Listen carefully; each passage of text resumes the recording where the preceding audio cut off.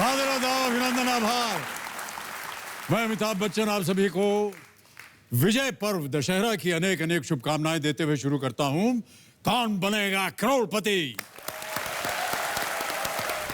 तो ऋषा जी, जैसे कि हमने कहा था, 4 प्रश्नों का सही उत्तर दे दिया था, 5000 आप जीत गई थी। आज इस खेल का पहला प्रश्न जो होगा वो 5वां प्रश्न होगा, 10,000 रुपए इसका मूल्य। ये खेल का पहला पड़ाव है। 5वां प्रश्न 10,000 रुपए आपके स्क्रीन के ऊपर ये रहा। इनमें से किस सरनेम यानी उपनाम का अर्थ होता है चारों वेदों का ज्ञाता?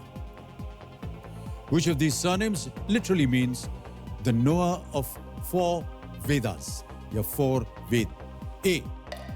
चटर्जी, B. चतुर्वेदी, C. चौधरी या D. Chattopadhyay? Sir B Chaturvedi को लॉक कीजिएगा। श्योर है जी। फाइनल उत्तर आपका? फाइनल। चतुर्वेदी बी। ताला लगाया जाए कंप्यूटर जी। आप सही हैं, 10,000 जीत गए आप।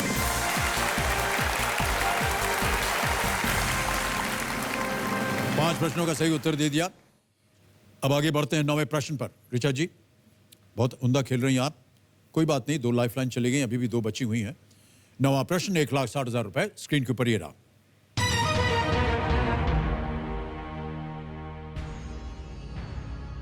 सन 1905 में बंगाल के विभाजन की घोषणा किस वाइसरॉय ने की थी?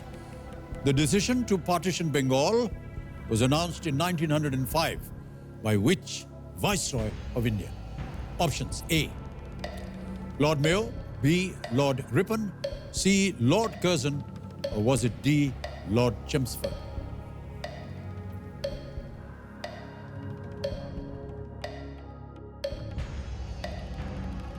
सर सी लॉर्ड कर्जन को ताला लगाएंगे।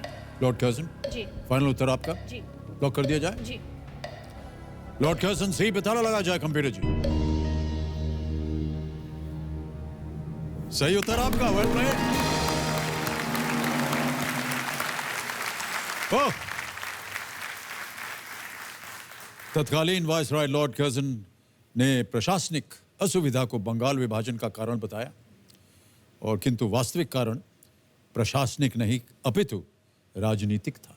बिल्कुल। बंगाल उस समय भारतीय राष्ट्रीय चेतना का केंद्र बिंदु था, और साथ ही बंगालियों में प्रबल राजनीतिक जागृति थी, जिसे कुचलने के लिए कर्जन ने बंगाल को बांटना चाहा। कर्जन के बंगाल विभाजन के विरोध में स्वदेशी एवं बहिष्कार आंदोलन का सूत्रपात भी हुआ। कैसे मालूम है ये सब आपको? तो बड़े मुश्किल प्रश्न है।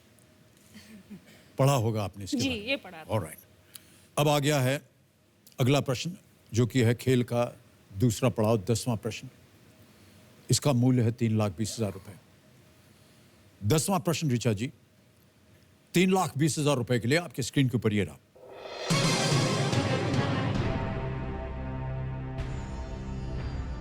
यदि भारत के राष्ट्रपति को इस्तीफा देना हो तो वो अपना इस्तीफा किसे सौंपेंगे? If the President of India were to resign, to whom would he have to submit his resignation? A. Chief Justice of India. B. The Prime Minister. C. Vice President. D. Lok Sabha Speaker.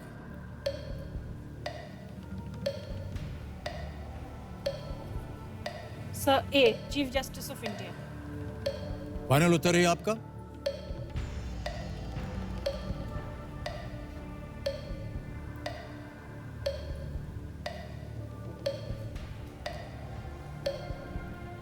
Sure न है तो आपके पास 2 lifeline है।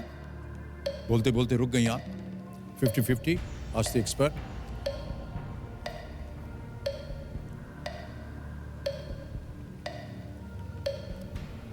Okay, 50-50। Lifeline लेंगे, शांत हो जाए, घड़ी बढ़ जीत। और आप एक और लाइफलाइन इस्तेमाल करेंगे। 50-50 से अंकित किया जाए कंप्यूटर जी। और जो 2 गलत ऑप्शन है उन्हें मिटा दीजिए। चीफ जस्टिस मिट गए, जल्दी बोलिए। C vice president. Vice president को ताला लगा जाए कंप्यूटर जी।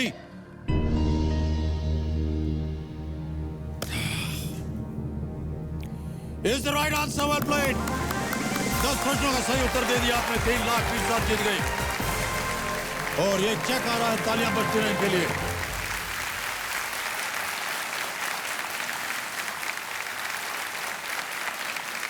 ऋचा जी, ये 3,20,000 रुपए का चेक आपका। 12,50,000 रुपए। 12वां प्रश्न आपकी स्क्रीन के ऊपर ये रहा।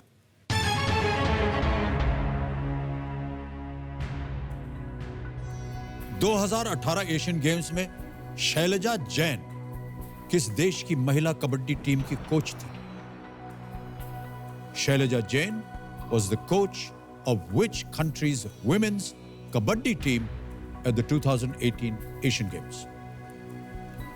ऑप्शन सुनिए। A South Korea, B Iran, C Afghanistan, D Indonesia.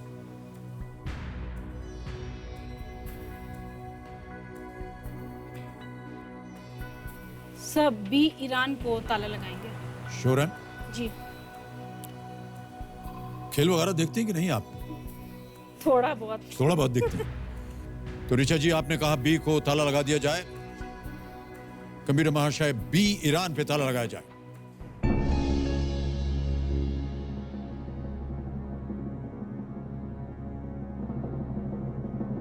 बारह 50 जीत लिया आपने। बिल्कुल सही उत्तर आपका। Well played.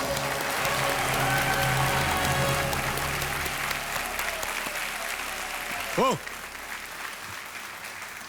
ईरान की महिला कबड्डी टीम ने भारत को फाइनल में 27-24 से मात दी थी जकार्ता पेलेम्बांग एशियन गेम्स में। ईरान ने पुरुषों का स्वर्ण पदक भी जीता। ऑलराइट, अब आपके पास ऋचा जी केवल एक ही लाइफलाइन बची है, आस्क द एक्सपर्ट। 3 लाइफलाइन चली गई हैं और अगला प्रश्न है 25 लाख रुपए का। 13वां प्रश्न 25 लाख रुपए। ऋचा तिवारी जी, आपके स्क्रीन के ऊपर यह रहा।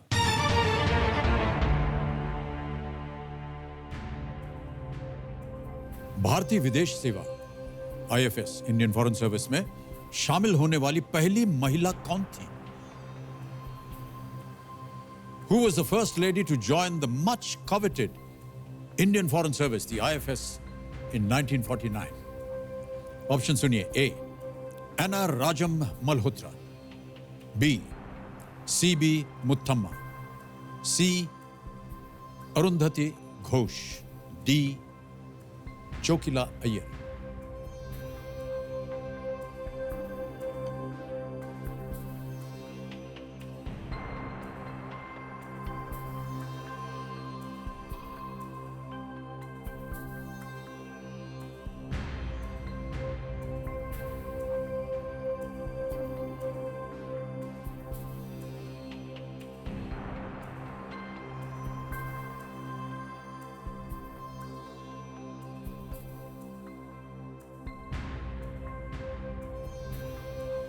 लग तो मुझे बी रहा है पर मैं श्योर नहीं हूँ, तो जहाँ तक है मुझे।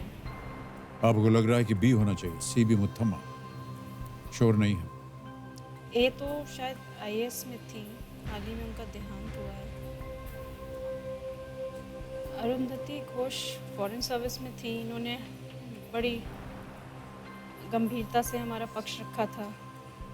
India will not sign this treaty, not now not later, बोला था उन्होंने CTBT के लिए।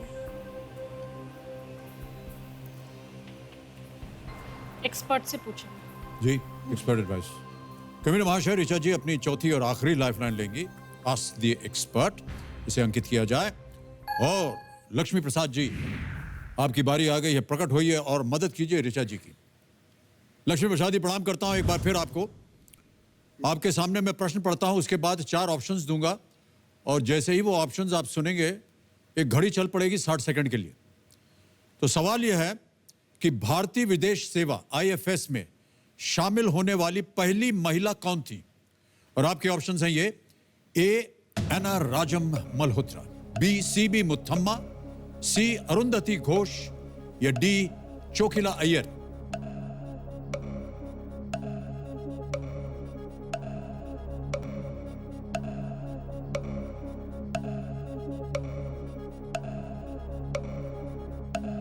बच्चन साहब, 25 लाख तो ऋचा जी जीत रही हैं, लेकिन तनाव मेरे चेहरे पर है क्योंकि मैं इनकी आखिरी लाइफ लाइन हूँ।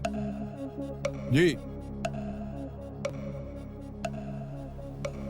जल्दी बोलिए। बी भी नहीं हो सकता। बी बी पे ताला बी लगाएं। के साथ जा सकती है मैम, बी पे। श्योर? बी के साथ जा सकते हैं। Sure. बिल्कुल।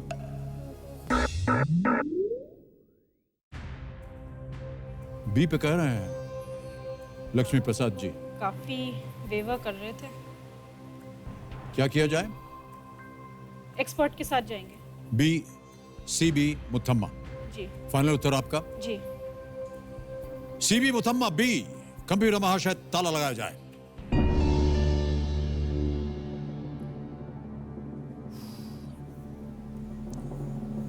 एक्सपर्ट एडवाइस भी थोड़ा सा चेहरे पे उनके टेंशन हो गई थी। शोकिला अय्यर कहती तो गलत होती, एना राजम मल्होत्रा कहती तो भी गलत होती, अरुंधति घोष की संभावना थी, लेकिन अगर आप उसे खेलती तो गलत होती। बिल्कुल सही उत्तर आपका, C B Muthamma is the right answer. Well played. Lakshmi Prasad ji को आप धन्यवाद देंगे। Thank you sir, thank you so much. बहुत बहुत धन्यवाद आपका। बहुत बड़ा। सीबी मुथम्मा 1949 में भारतीय विदेश सेवा आईएफएस की पहली महिला अधिकारी बनी। वे भारत की पहली महिला राजदूत भी थी, फर्स्ट एम्बेसडर।